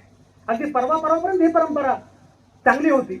मला असं वाटतं याच्या सगळ्यात महत्वाची गोष्ट जी आहे ती म्हणजे सर्वसामान्य माणसानं आपला अंकुश जो आहे तो तेवढा तीक्ष्ण केला पाहिजे, तीक्ष्ण ठेवला पाहिजे. बरं एक मजा सांगतो. अजित पवारांशी बोलताना मी त्यांना असं म्हटलं की तुमच्या राजकारणाचं सगळ्यात मोठं वैशिष्ट्य काय? त्या म्हटलं संजयराव 3 गोष्टी मला महत्वाच्या वाटतात. पहिलं म्हणजे मला कायम असं वाटतं शेवटी काही जरी झालं तर दरबारात जायचं यांच्या आहे. सर्वसामान्य माणूस हा माझा केंद्रबिंदू असला पाहिजे, हे पहिलं काम आहे. म्हटलं बरं. दुसरी गोष्ट अशी ऐका, दादांचं वाक्य आहे, हे मी जाहीरपणे लिहिलेलं पण आहे, बोललेलो पण. दादांचं वाक्य, दुसरं वाक्य ते मला म्हणाले, एक सगळ्यात महत्वाची गोष्ट लक्षात ठेवा, आपला लढा हा पक्षी, दादांचं वाक्य पक्षी नाही, तो विचारधारेचा आहे. आणि त्यांनी मला पुढे सांगितलं की तिकडे जाऊन ही विचारधारा जिवंत ठेवणं हे माझं राजकारण आहे. याला पॉलिटिकल करेक्टनेस असं म्हणतात. मग तुम्हाला कल्पना आहे का, मला त्या माणसाचं आक्रमणाची कमाल वाटते. म्हणजे मला सांगा, जेव्हा हे कुठेच नव्हते किंवा आमच्यासोबत यांच्यासोबत येऊन सत्तेमध्ये आले ना. तुम्ही कल्पना करा, बिहारमध्ये आणि उत्तर प्रदेशमध्ये जनसंघ कुठे होता? तेव्हा ते सगळे मोठमोठे नेते समाजवादी नेते होते. त्या समाजवादी नेत्यांच्या मध्ये घुसून दूर कशाला? आणीबाणीच्या कालावधीनंतर जेव्हा जनता पक्ष स्थापन झाला, तर जनता पक्षामध्ये कुठले नेते होते? यांच्या सोबत जाऊन त्यांनी नंतर आपली स्पेस वाढवत नेली. तसं राजकारण आपल्याला पण करावं लागणार आहे. तर दुसरा मुद्दा जो आहे तो आयडिओलॉजिकल आहे. आणि तिसरा मुद्दा असा आहे की सध्या महाराष्ट्रामध्ये ज्याला राजकारणाचं सगळं स्केलेटन कळलेलं आहे, महाराष्ट्राचं कळलेलं आहे, तसा करणारा एक नेता पाहिजे जी स्पेस रिक्त आहे. म्हणजे लक्षात आलं की या माणसाची समज प्रचंड आहे. दादा सहजपणे बोलायचे, गप्पा मारायचे आणि आपले दादा असल्यामुळे आता त्यांची त्या अर्थानं मोजमाप तरी करता आलं नाही. मला खात्री आहे मला जरा वेळ मिळाला की मला दादांवर सविस्तर पुस्तक लिहायचं आणि त्या पुस्तकामध्ये अजितदादांनी महाराष्ट्राला काय दिलं आणि अजितदादा गेल्यामुळे आपण काय करावं. एकाच वेळी एवढ्या सगळ्या गोष्टी करता येईल. एक लक्षात घ्या, शेवटी राजकारणामध्ये प्रत्येकाला बाकीच्या गोष्टी कराव्याच लागतात. तर शेवटी पक्ष आहे, चौकट आहे, ती चौकट भेदण्याची हिंमत फार कोणाची असते असं नाही. आणि अजित पवार काही महापुरुष होते असं मी कधीच म्हटलं नाही. पण अजित पवार हे समकालीन राजकारणातले अत्यंत मुत्सद्दी महत्वाचे असे नेते होते आणि मगाशी म्हटल्याप्रमाणे ऑर्गॅनिक नेते होते. आणि म्हणून त्यांच्याकडे सहजपणे ते ज्या प्रकारची कामं करत होते. साधी गोष्ट आहे. मध्य मला एका IAS अधिकारी सांगत, म्हणजे मराठी भाषेच्या अनुषंगाने एक प्रस्ताव मी त्यांना दिला, सादर केला. ते विचारलं कितीच आहे? ते म्हणजे 100 कोटीचा आहे. 100 कोटीने काय होईल म्हणे मराठी? 1000 कोटीचा प्रस्ताव. भाषेबद्दल, साहित्याबद्दल, संस्कृतीबद्दल, प्रत्येक गोष्टीबद्दल. आणि मगाशी उल्लेख केल्याप्रमाणे ज्या विषयात आपण एक लक्षात घ्या, IAS अधिकारी दादांना IAS अधिकारी एवढे सोपे नसतात. आपण विचारा, एवढे सोपे नसतात. IAS अधिकारी दादांना टरकायचे. त्याची 2 कारणं होती. पहिलं कारण दादा निर्लेप वृत्तीनं सगळं सांगायचे आणि दुसरं कारण त्यांचे सगळे विभाग दादांना माहिती असतात. म्हणजे IAS अधिकारी मित्र मला सांगायचे, आम्ही दादांकडे प्रस्ताव घेऊन जातो, जे आम्ही विचारही केला नाही ते त्या मला विचार. आणि पण अडचण तीच आहे, उद्या पिंपरी चिंचवड महानगरपालिकेला मी भेट देतोय. किती वाजता? 5:30 वाजता पहाटे. या प्रकारे 24/7 काम करणारा, या प्रकारे या मूल्य व्यवस्थेसाठी काम करणारा असा नेता आपल्याकडे होता, आपल्या सोबत होता. अजितदादा गेले आणि मगाशी म्हटलं ना विनोदाच, ते पुणे महानगरपालिका निवडणुकीमध्ये सुरू होतं, प्रचार सुरू होता. दादा बोलत होते. दादा म्हटले विकासाला साथ द्या, पुणेकरांनो विकासाला साथ द्या. तो संबळवाला काय थांबेच ना. तर म्हटलं अरे त्यांना म्हटलं मी साथ द्या विकासाला, तुला नाही म्हटलं, तू थांब. हे जे होतं की नाही, हे सहजपणे बोलणं, हे सहजपणे नर्म विनोद आणि सहज शैलीमध्ये. आणि तुम्हाला गंमत सांगतो, पत्रकार नॉर्मली कुणी काही बोललं ना त्याला रागव, पण दादा थेटपणे म्हणायचे तू गप्रे. आणि नंतर आम्ही विचारायचो तू दादा असं म्हटलंय. दादा तेव्हा असं म्हणतात, पण नंतर दादा एवढं प्रेमही करतात. दादांबद्दल एक शब्द खरा आहे, दादांचा दबदबा होता, दरारा होता, दहशत नव्हती. बारामती मधल्या माणसांना, मतदारसंघातल्या माणसांना दादा एवढं कोणीच झापत नसेल. इथले काही बारामतीतले लोक आलेत किंवा परिसरातले लोक आले एवढं कोणीच झापत नसेल. तरी लोक म्हणाले दादाने झापलं. तर ते म्हणाले की दादाने झापलं दादासारखं, पण दादा तेवढंच प्रेमही करतो दादासारखं. हे प्रेम करणारा, खात्री वाटणारा, सर्वसामान्य माणसांना आपला माणूस वाटणारा असा एक नेता आपण गमावणार. पण मी म्हटलं नेता गमावला, आपण अभिवादन केलं पाहिजे, स्मरण केलं पाहिजे, सगळं मान्य. पण सगळ्यात महत्वाची गोष्ट आता पुढे हा वारसा कसा चालवायचा हे पण पाहिजे. पुणे जिल्हा शिक्षण मंडळ नावाची संस्था, एक लक्षात घ्या, अजित पवार असो किंवा शरद पवार असो, यांनी खूप महत्वाच्या संस्था आपल्या सोबत ठेवल्या. रयत शिक्षण संस्था, पुणे जिल्हा शिक्षण मंडळ. तुम्हाला कल्पना आहे का, येणारा काळ गोरगरिबांनी शिकूच नाही असा काळ असणार आहे. मध्यंतरी नागपूरमध्ये डॉक्टर चंद्रशेखर मेश्राम नावाचे एक न्यूरोसर्जन आहेत गरीब, त्यांना पद्मश्री मिळाली. तसं नागपूरमध्ये जाहीर सत्कार, नागरी सत्कार माझ्या हस्ते होता. त्या कार्यक्रमाला मी गेलो. सुरुवातीला बोलताना डॉक्टर चंद्रशेखर मेश्रामांनी भाषण केलं, 5 मिनिटच बोलले. ते म्हटले मी आता बौद्ध आहे, पण मी जन्मलो तेव्हा बाबासाहेबांनी काही धर्मांतर केलं नव्हतं. तर मी महार कुटुंबामध्ये जन्मलो. नागपूर जवळच्या एका छोट्या खुर्द बुद्रुक गावामध्ये मी जन्मलो. त्या कालावधीमध्ये एक महार कुटुंबातला गावातला पोरगा हा जागतिक कीर्तीचा न्यूरोसर्जन होण्याची शक्यता होती. आजच्या व्यवस्थेमध्ये CET, JEE, नीट आणि अमुकून तमुकून एंट्रान्स या सगळ्या प्रक्रियेमध्ये सर्वसामान्य माणसाने शिकूच नये अशा प्रकारची व्यवस्था केली जात आहे. अशा वेळी रयत शिक्षण संस्थेसारखी एक संस्था या पद्धतीनं टिकवणं, कर्मवीर भाऊरावांचा वारसा या प्रकारे सांभाळणं, पुणे जिल्हा शिक्षण मंडळ या प्रकारे सर्वसामान्य म्हणजे मी त्या पुणे जिल्हा शिक्षण मंडळाच्या शाखा बघतो मुळशी तालुक्यात दुर्गम भागामध्ये, कोळवण फिरवण कुठे कुठे, भोर वेल्हा जिथे कुठे कोणी जाणं शक्य नाहीये अशा ठिकाणी शाळा सुरू करणं, त्या शाळा चालवणं नीटपणानं नेमकेपणानं. टापटीप स्वच्छता हा वरवरचा मुद्दा झाला, पण कंटेंट म्हणून सुद्धा हे आपल्या सांभाळणं ही खूप मोठी गोष्ट आहे. आणि म्हणून मी म्हटलं की अजित पवारांच्या जाण्यामुळे बहुजन राजकारणात खूप मोठं नुकसान झालं, सर्वसामान्य माणसांच्या राजकारणाचं खूप मोठं नुकसान झालंय. सर्वसामान्य माणसांचा या माय माऊलींचा विचार कोण करणार आहे? की म्हणते माझ्या खात्यात एवढे आले. अरे पण तुझ्या पोराच्या खात्यामध्ये काही उरलंय का? पण नातवंडांच्या खात्यामध्ये काही उरलंय का? ते पुण्यामध्ये मला एक बाई म्हटली की आता खाता म्हटलं अरे ती मुळा मोठा संपली,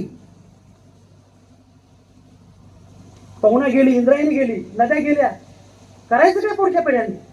सर्वसामान्य माणसांचा विचार करणारं राजकारण उभं राहणं हे जास्त महत्वाचं आहे. मध्यंतरी एक अमेरिकेतला मित्र माझ्याकडे आला आणि आमच्याकडे पुण्यामध्ये नदीपात्रात सभा होता, माहिती आहे, नदीपात्रात सभा होता. तर त्याला वाटलं नदीपात्रात सभा आहे, तो अमेरिकेतलाच मित्र आहे, नदीपात्रात.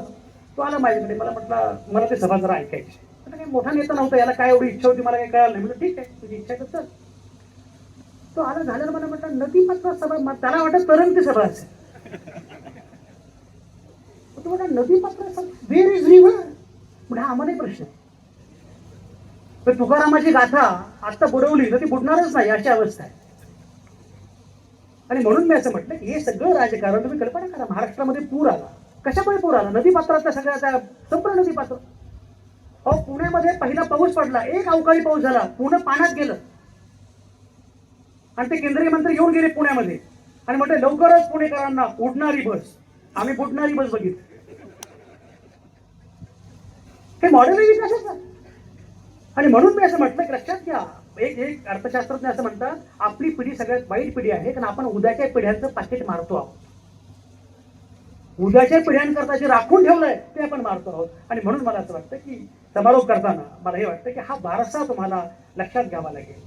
अजितदादांना अभिवादन करताना, त्यांना आठवताना अजितदादांचं राजकारण नक्की कुठल्या प्रकारचं होतं आणि ते राजकारण जिवंत राहायला पाहिजे. ते जिवंत राहण्यासाठी सर्वसामान्य माणसांनी पुढाकार घेतला पाहिजे. जातीच्या पलीकडचं, धर्माच्या पलीकडचं, भेदांच्या पलीकडचं सर्वसामान्य माणसाच्या विकासाच. अरे या देशाची तुम्ही कल्पना करा, संविधान अर्पण कोणाला केलंय? सर्वसामान्य माणसांना. धायगुडे साहेब तुम्ही पुस्तक लिहिलंय, कुणाला अर्पण केलं पुस्तक? आई वडिलांना. आमच्या काही मित्रांना बायकोला पुस्तक अर्पण केलं. तर हसण्यासारखं काय त्याच्यात? पण वाक्य फार भारी होतं.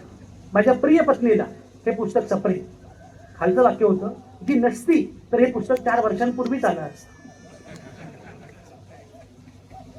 संविधान लिहून पूर्ण झालं, संविधान अर्पण कोणाला करायचं असा मुद्दा पुढे आला. काही लोक म्हटलं यांना अर्पण करू, त्यांना अर्पण करू. कोणाच्याही चरणी आम्ही आमचं संविधान अर्पण करणार नाही. म्हणून भारताचं संविधान हे एकमेव संविधान आहे जगातलं जे असं म्हणतं आम्ही भारताचे लोक, आम्हीच आमच्या प्रती हे संविधान अर्पण करतो. हा केंद्रबिंदू सर्वसामान्य माणूस असणं फार महत्वाचं आहे. मध्यंतरी मी लंडनला गेलो होतो. मला वाटतं मी पण बऱ्याच देशांना जातो का? हा, उमेदवारी जाहीर करावी का? हा आहे ना. अच्छा, लंडनमध्ये मी गेलो आणि तिथे गेल्यानंतर एका हॉटेलमध्ये गेलो. सँडविच वगैरे तिथे कसं असतं, मिल टीप असं असतं, म्हणजे सँडविच प्लस पेप्सी इतकी किंमत. तुम्ही लंडनमध्ये होता बोलते बरोबर ना? त्यांचे हो म्हटलं, मला वाटलं बरोबर आहे ना. आणि ते तर माझ्या स्थितीत बागेत पोलीस ऑफिसर एकदम, त्यांना पण तो रांगेत उभा राहिला, सँडविच घेतलं, कोल्ड्रिंक घेतलं, ऑनलाईन पैसे दिले आणि ते उभा राहिला खात उभा राहिला. त्याला मी म्हटलं आम्हाला सवय आहे ना की काय करता, तुम्ही पोलीस अधिकारी वाटता? हो पोलीस अधिकारीच आहे. तर माझ्या लक्षात आलं की तो आपल्याकडे SP वगैरे असतात ना, IPS, तसा पोलीस अधिकारी होता तिथला. म्हणून तू SP असून रांगेत उभा राहतो? आमच्याकडे PI पण रांगेत उभा राहतो. मुळात पैसेच देत नाही.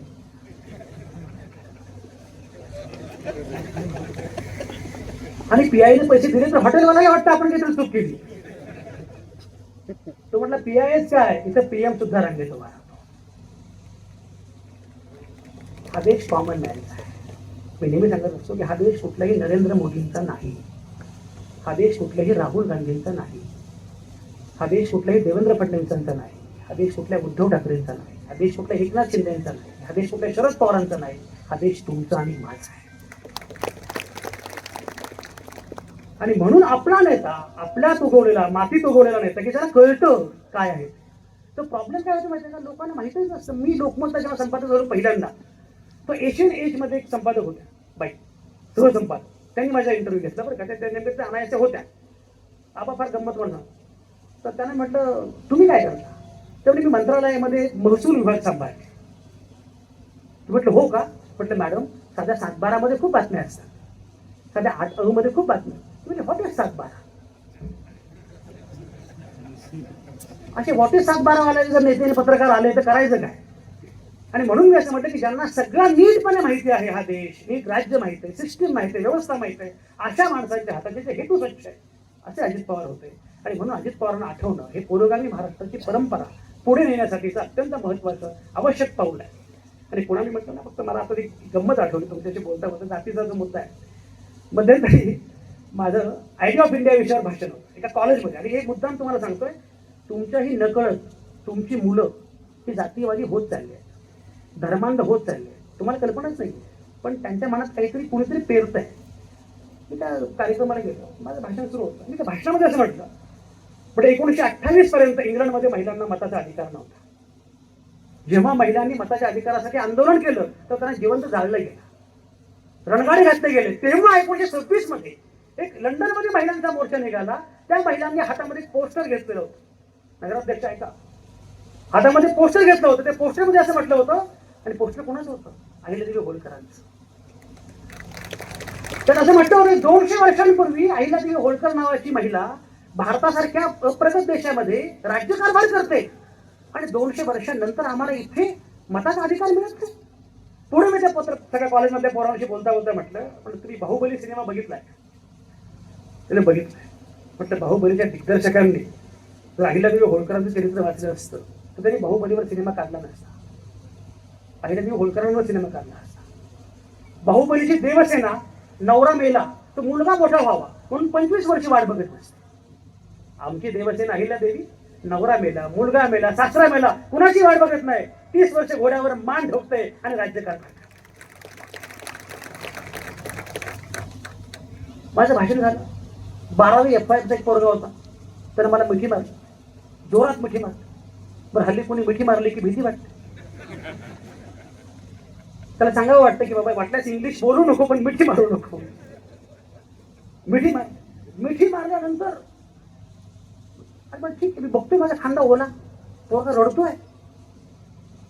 अरे बाळा का तू रडतोस का. म्हटलं काय झालं. म्हणजे सर कॉलेजमध्ये खूप वक्ते आहे, आतापर्यंत खूप वक्ते आहे, पण पहिल्यांदा धनगर वक्ता आला. सिरियसली फेसबुकवर लिहिलंय. तर मला पहिल्यांदा 2 मिनिटं कळलंच नाही. म्हणजे तुला का वाटलं मी धनगर असेल, म्हणजे मी असायला माझ्या हातात काहीच नाही. तुला का वाटलं असं, तू अहिल्यादेवी होळकरांना होतो. तुम्हाला सांगतो, मला आपलं असल्याशिवाय कोणी एवढं पोट टेट केलं. या मुला मुलींपर्यंत लक्षात घ्या, या मुला मुलींपर्यंत भारताची कल्पना नीटपणे पोहोचवली पाहिजे. हे तुमचं आव्हान आहे, तुमच्या पुढचं आव्हान आहे. तर ते केलं नाही, येणारा काळ फार कठीण असणार आहे. तुम्ही सगळं कराल, सगळं बांधणार, सगळं कराल, पण उद्या त्या धार्मिक उन्मादामध्ये या मुलांचं काही बरं वाईट झालं तर करायचं काय. उद्या या मुलांना, आज पुण्याची अवस्था अशी, तुम्ही कल्पना करा, आपण महाबळेश्वर जवळ आहोत, हे पटतं का. एवढं गरम होतं कधी झालं होतं. पुण्यातली संध्याकाळ एवढी भयंकर कधीच नव्हती. ते का घडतंय. तुम्हाला आत्ता विचार करावा लागणार आहे, उद्याच्या पिढ्यांसाठी नाही, उद्याच्या पिढ्यांना सजग करावं लागणार आहे, सावध करावं लागणार आहे. आणि त्यांना हे सांगावं लागेल, तुला हवं ते कर, तुला आवडतं ते. आपल्याकडे काय झालं माहिती आहे का, माझी इच्छा आहे तू डॉक्टर हो, माझं स्वप्न होतं पण मला जमलं नाही. आणि तुझा प्रॉब्लेम आहे, मुलांना हवं ते करू दे ना. 8वीतली मुलगी IITच्या एंट्रन्सची तयारी करते, IITची. अरे आम्ही 8वी मध्ये असताना आम्हाला म्हणजे तेव्हा कुठे फुल पॅन्ट घालायला शिकलो आम्ही, ते कशी घालायची कळत नव्हतं. आणि घरी कुणी आलं, संजू कविता म्हणून टाक, हे 4 आले, संजू भाषण म्हणून टाक, तेवढ्यासाठी संजू 15 ऑगस्टची भाषण 26 जानेवारीपर्यंत पाठ ठेवायचं. आबा कुणी आले की भाषण केलं की हे चाराने म्हणजे. आणि पुन्हा बाळा तो मोठेपणी कोण होणार. ते मध्ये एक सोशल मीडियावर विनोद आहे वाचला. बाळा तो मोठेपणी कोण होणार असे एका पोराला विचारला. तो म्हणतो काही होईल मोठेपणी, पण असे मूर्खासारखे प्रश्न विचारणार नाही.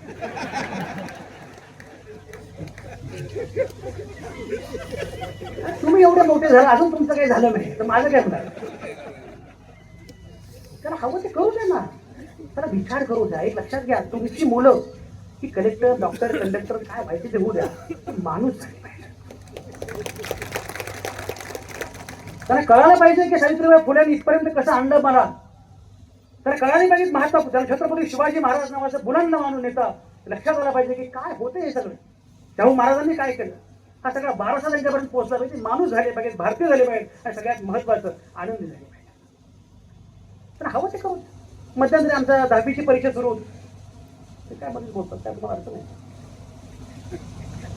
नाही ना. 10वीची मुलं 10वीची परीक्षा सुरू होती. ती परीक्षा सुरू असताना आमचा रिपोर्टर आला. तर म्हटलं सर 10वीची परीक्षा सुरू आहे, तर काही सेलिब्रिटी लोकांना विचारू का की 10वीचा अभ्यास कसा करावा. विचार. त्याने फोन केला नागराज मंजुळेला. नागराज म्हटलं सांगितलं असतं पण मी 10वीला नापास झालो. मग तो फोन माझ्या समोरच लावला. तर म्हटलं मी त्याला बोलतो म्हणजे नागराज तू 10वीला नापास झाला होता. हो सर 6 विषयात नापास झाला. पण नागराज तो 6 विषयात कसा नापास झाला. म्हटलं सर तेवढेच विषय होते. पण तू झाला ना नागराज मंजुळे. त्याला जे हवं ते करू द्या. मी तुम्हाला विषयांतर करू एक मुद्दाम सांगतोच, कारण ते तुम्हाला कळणं फार आवश्यक आहे. मला तरुण पिढीची चिंता अजिबात नाही, तुमची चिंता आहे. जनझेडचा काही प्रॉब्लेम नाहीये, तुम्ही त्यांचे आईबाप आहात हा मोठा प्रॉब्लेम आहे. लक्षात घ्या. पंडित नेहरूंनी इंदिरा गांधींना पत्र लिहिली जेव्हा इंदिरा गांधी 14 वर्षांच्या होत्या. Glimpses of the world history हे जे पुस्तक आहे ते पुस्तक म्हणजे इंदिरा गांधींना नेहरूंनी लिहिलेले पत्र आहे. तुमच्या पण घरामध्ये इंदिरा आहे, तुम्ही नेहरू नाही आहात हा प्रॉब्लेम आहे. मी तुम्हाला मुद्दाम सांगतो. मी मागाशी उल्लेख केला माझ्या BSc ॲग्रिकल्चरचा. मी फार स्कॉलर विद्यार्थी होतो पूर्वीपासून. मी 10वीला बोर्डात आलो, 11वी 12वीला सायकोलॉजीला राज्यात पहिला आलो. बरोबर आहे का. तुम्ही सांगत नाही ना ते म्हणते थापा मारू नको. BSc ॲग्री झालं. BSc ॲग्री करताना माझ्या लक्षात आलं की हे काय आपल्याला आवडत नाही. बरोबर ना. हे काय आवडत नाही, काहीतरी वेगळं केलं पाहिजे. काय करायचं. तर मला प्रश्न पडला काय करायचं. कारण ॲग्रिकल्चर ऑफिसर वगैरे होणं काही मला शक्य नव्हतं. आमचे लोक MPSC UPSC वगैरे करतात, IAS वगैरे होतात. म्हणून मला IAS वगैरे होणं गरज नाही. आपण मंत्र्यांपुढे जाऊन यस सर वगैरे आपण मंत्र्यांना विचारणार की तुम्ही गुवाहाटीला का गेला होता. ते आपलं काही काम नाही. आपल्याला काय करायचं. मी नेहमी सांगतो की जर मी समजा कलेक्टर झालो असतो तर मी एक वाईट कलेक्टर झालो असतो. मी ॲग्रिकल्चरचा प्राध्यापक झालो असतो तर एक वाईट प्राध्यापक झालो असतो. पण जर मी ते झालो असतो तर महाराष्ट्रानं एक चांगला संपादक गमावला असता. तुमच्या घरामध्ये पण अशी मुलं आहेत, त्यांना हवं ते करू द्या. त्यांना जे करायचं ते करू द्या. आणि ते करणं फार महत्वाचं आहे. मला असं वाटतं की उद्याचा भारत हा या मुलांच्या डोळ्यामध्ये आहे. त्यांची स्वप्न सांभाळली पाहिजे. त्यांची स्वप्न सांभाळताना त्यांच्याशी संवाद केला पाहिजे, बोललं पाहिजे, त्यांचे मित्र झाले पाहिजे. आणि दांभिकपणा न करता खरोखरच जातीपाती धर्म एक लक्षात घ्या. मुलं ते करत नाहीत जे तुम्ही सांगता, मुलं ते करतात जे तुम्ही करता. आपण काय करतो आहोत हे आपण स्वतःला विचारलं पाहिजे. बाळा खरे बोलावे. बाळ बघतं आई किती खोटे बोलते. बाळा अमुक वागावे. बाळ बघतं बाप काय करतो. आपल्याला काय करायचं आहे हे नीटपणे सांगितलं पाहिजे. आणि म्हणून म्हटलं उद्याचा महाराष्ट्र ज्या लोकांसाठी त्यांच्यासाठी काम करत राहणं, त्यांना बोलत राहणं, त्यांना सांगत राहणं हे अत्यंत महत्वाचं आहे. येणारा महाराष्ट्र हा खूप चांगला आहे. मी मगाशी म्हटल्याप्रमाणे जनझेड आपली जी आहे ना अत्यंत बुद्धिमान, त्याकडे सगळी माध्यम आहे. अरे काय माहिती का की माध्यम खूप महत्वाचे आहे. पण कुठलंच माध्यम विचार करायला शिकवत नाही. विचार तुम्हालाच करावा लागतो. पण जुन्या पिढीला माध्यमांचं काही कळत नाही. नव्या पिढीला बघा. पूर्वी कसं होतं, आपण लहान असताना आपल्याला वाटायचं आपल्याला काहीच येत नाही, आईला सगळं येतं. आपल्याला काहीच येत नाही, वडिलांना सगळं येतं. आता पोरांना वाटतं आपल्याला सगळं येतं, यांना काहीच येत नाही. माध्यम त्यांच्या हातामध्ये आहे, पण त्याच वेळी त्यांना विचार पण द्यावा लागेल त्या माध्यमासोबत. कारण माध्यम तेवढंच महत्वाचं. मी तुम्हाला फक्त एक गंमत सांगतो. माझ्या वडिलांनी आम्ही इथं बसलो होतो, जेवायला बसलो होतो सगळे. आणि माझे भाऊ बहीण मी आणि आम्ही सगळे कुटुंबीय. वडिलांना फोन आला. वडिलांकडे तो छोटा फोन. मग फोन आला की वडिलांनी उचलला. हे जुन्या पिढीचा प्रॉब्लेम काय की फोनसाठी रांगेत उभे राहिलेलेत ना. आला फोन की घेतला फोन लगेच. 15 मिनिटं आम्ही जेवण ताटावर बसलो होतो. आई म्हटली अहो चला पुढे ताटावर बसते लवकर संपवा. 15 मिनिटांनी आप्पांचा फोन संपला. आप्पा वर्ष 85. आप्पांचा फोन संपला. बसले. पण आप्पा इतकं आम्ही सगळे बसलोय, आम्हाला जायचं नाही. महत्वाचा फोन होता. कुठला फोन होता? म्हणजे कंपनीचा फोन होता. ती मुलगी विचारत होती तुम्हाला कर्ज पाहिजे. तुम्ही 15 मिनिटं मग एवढी काळजीने विचारते ती विचार. मी तिला सांगितलं की मला निवृत्ती वेतन मिळतं. माझा एक मुलगा डॉक्टर आहे, एक मुलगा संपादक आहे, एक मुलगी शिक्षण संचालक आहे. ती पोरगी भारी. ती म्हणजे माझा बायोडेटा पाठवते, मला नोकरी द्या. मुद्दा असा की जुन्या पिढीकडे माध्यम कसं वापरावं याची जाण नाही, नव्या पिढीकडे ते आहे. पण मी म्हटल्याप्रमाणे कुठलंच माध्यम विचार करायला शिकवत नाही. आणि म्हणून हे सांगावं लागेल ना, शेवटचा मुद्दा तुमच्या मुलामुलींना स्त्री पुरुष याच्याकडे माणूस म्हणून बघायला शिकवा. मुलींवर काम करा पण प्रामुख्याने मुलग्यांवर काम करा. कुठल्याही मुलग्यानं एक लक्षात घ्या, संजय आवटे आले, मला कोणी काही विचारलं का सर भाषण करा. संजीवनी आवटे आले, मिस्टर काय करतात, तुला काय करायचं, मुलं काय, तुला काय करायचं. ही जी सवय लागलेली आपल्याला त्याच्या पलीकडे माणूस करणं हे अत्यंत महत्वाचं आहे. आणि म्हणून मी असं वाटतं की पुरोगामी महाराष्ट्र दुसरं काहीच नाही, माणसाला माणूस मानणारा महाराष्ट्र हा आपल्याला घडवायचा असेल तर हे केलं पाहिजे. आणि हे करण्याची क्षमता अजितदादांकडे होती. एक मात्र मला नेहमी वाटतं समारोप करताना, अजितदादा गेल्यानंतर मी इतकं बोलतोय. अजितदादा असतानाही मी खूप वेळा त्यांना भेटलो, बोललो. पण सगळ्या धावपळीमध्ये अजितदादा हे सांगायचं राहूनच गेलं की दादा तुम्ही मला फार आवडता. हे सांगायचं खूप टीका केली, मला खूप सल आहे, खूप टीका केली, खूप बोललो. जेव्हा त्यांनी पक्ष हे सोडून गेले तेव्हा भरपूर टीका केली, सगळं केलं. पण हे सगळं जरी असलं तर पण दादा यार आय लव्ह यू, मला तुम्ही आवडता हे सांगायचं मात्र राहून गेला. आणि दादाने कायमच सकाळी उठवलं, शपथविधीच्या वेळी सकाळी एकदम झोपेतलं उठवलं. आणि अजित दादा उपमुख्यमंत्री अशा सकाळी मला फोन आला माझ्या वृत्तसंपादकाचा. आणि तो म्हटला सर बारामतीला कोणाला पाठव. मला काहीच माहिती नव्हतं कशाला कोणाला पाठवायचं, काय चला बारामती. मला वाटतं जिल्हा परिषद निवडणुकीसाठी म्हटलं बारामतीमध्ये आपला रिपोर्टर आहे, काही वेगळ्या कोणाला पाठवायची गरज नाही. सर अजितदादा गेले, मला काय वाटलं बारामतीत गेले, पण तुम्ही नेहमीच जातात बारामतीमध्ये. तर काय सर अजितदादा गेले आणि त्यानंतर मी सुन्न झालो ते या क्षणापर्यंत विसरलो आहे. आजही मला असं वाटतं की दादा मी तुमच्यावर खूप प्रेम करत होतो, तुम्ही हवे होता महाराष्ट्राला, तुम्ही महाराष्ट्राचे एवढे महत्वाचे बुलंद राजकारणी होता हे सांगायचं राहून गेलं. धन्यवाद.